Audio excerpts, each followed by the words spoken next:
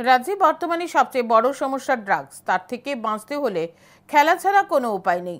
বৃহস্পতিবার বাঁধারঘাট স্থিত দশরথদেব স্পোর্টস কমপ্লেক্সে Debbhakti Jamatia synthetic athletic turf, Deshapriya Nandi synthetic hockey ground এবং Pratul Bhattacharya synthetic turf football গ্রাউন্ডের উদ্বোধন করে এই কথা বলেন মুখ্যমন্ত্রী ডাক্তার মানিক সাহা। আগরতলার বাঁধারঘাট স্থিত দশরথদেব স্পোর্টস কমপ্লেক্সে Debbhakti Jamatia synthetic athletic turf, Swadeshpriya Nandi synthetic hockey ground এবং Pratul Bhattacharya synthetic turf football গ্রাউন্ডের উদ্বোধন করা হয় বৃহস্পতিবার। উদ্বোধন করেন রাজ্যের মুখ্যমন্ত্রী ডাক্তার মানিক সাহা। এই দিনের উদ্বোধনী অনুষ্ঠানে বক্তব্য রাখতে গিয়ে মুখ্যমন্ত্রী ডাক্তার মানিক সাহা বলেন, খেলাধুলার সাথে যারা যুক্ত থাকে তাদের অন্যরকম ব্যক্তিত্ব তৈরি হয়। বয়স হয়ে গেলেও যারা খেলাধুলার সাথে যুক্ত ছিল তাদেরকে দেখলে বোঝা যায় তারা খেলাধুলার সাথে যুক্ত ছিল। খেলাধুলার মাধ্যমে জীবন দর্শন করা যায়। সাধারণত নেতা নেত্রীদের নামে স্টেডিয়ামের নামকরণ করা হয়, তাই রাজ্য সরকার সিদ্ধান্ত নিয়েছে ক্রীড়া ব্যক্তিত্বের নামে মাঠের নামকরণ করার বিষয়ে। হকি খেলার অনেক সুনাম ছিল স্বদেশপ্রিয় নন্দীর, তাই ওনাকে শ্রদ্ধা জানানো না হলে খামতি থেকে যাবে।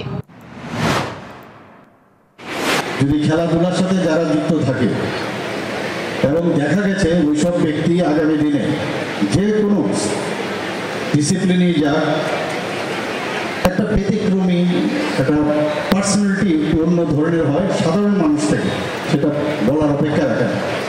এখনো যারা খেলাধুলার সাথে যুক্ত ছিল, বয়স হয়ে গেল, দূর থেকে দেখলে বোঝা যায় he must be or she must be an athlete or sports person। এবং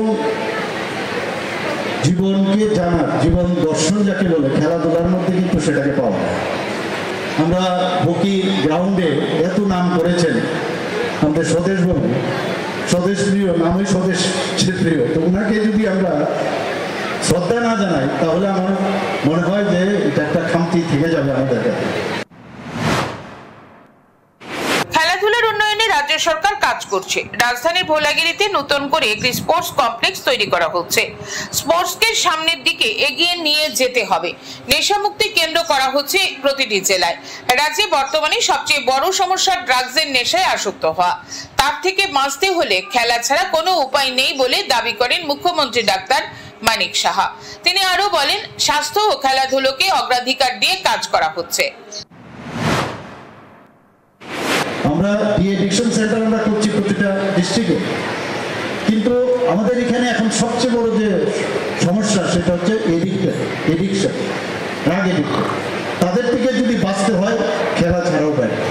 আমাদের ছেলে মেয়েরা যদি খেলার সাথে যুক্ত থাকে তাহলে আমি নিশ্চিত যে ড্রাগ এডিকশন থেকেও অনেকে দূরে থাকবে, ব্যস্ত থাকবে। আগরতলা শহরের মধ্যে একটা মানে আরবান কমিউনিটি হেলথ সেন্টার 50 বেডের কোনদিন ভাবতে পারে কি? সেটা আজকে আমরা এখানে এটাকে মানে ফাউন্ডেশন লে করে এসেছি। আগামী দিন 6 মাসের মধ্যে সেখানে শুরু হবে। এই দিনের অনুষ্ঠানে মুখ্যমন্ত্রী ডাক্তার মানিক সাহা ছাড়া উপস্থিত ছিলেন ক্রীড়ামন্ত্রী টিঙ্কু রায়, বিধায়িকা মীনারানী সরকার, ক্রীড়া দপ্তরের অধিকর্তা পদ্মশ্রী দীপা কর্মকার সহ অন্যান্যরা। Bureau report, news today.